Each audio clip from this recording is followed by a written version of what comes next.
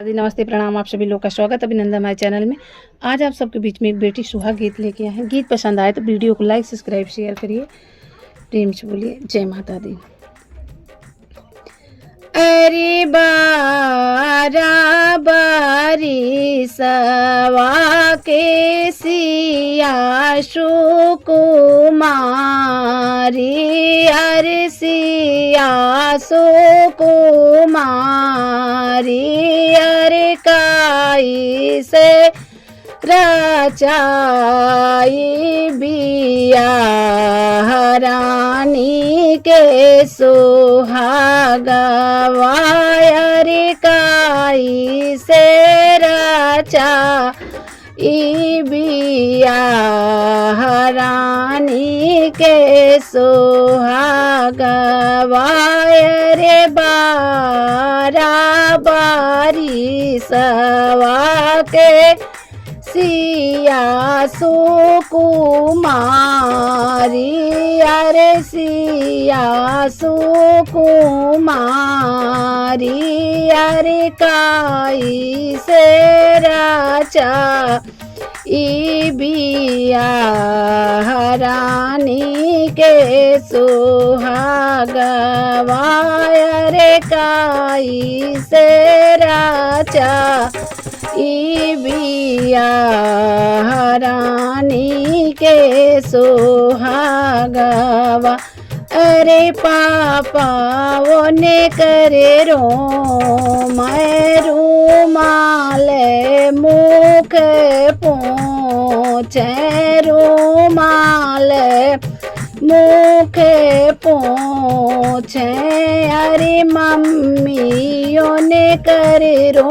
मैं नीरे धार रानी के सुहागवा,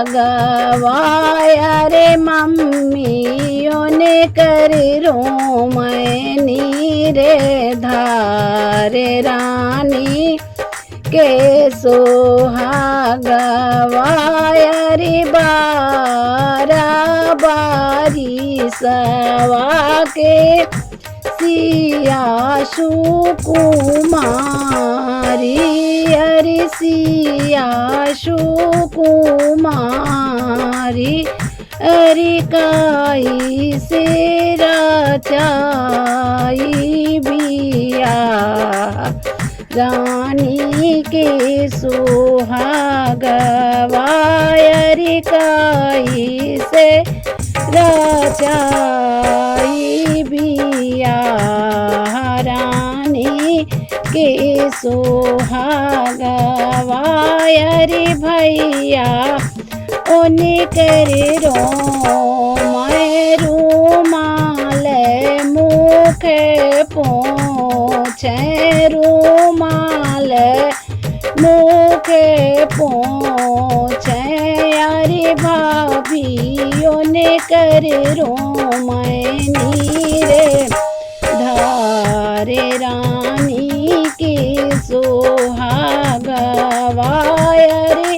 भाभियों ने करे रो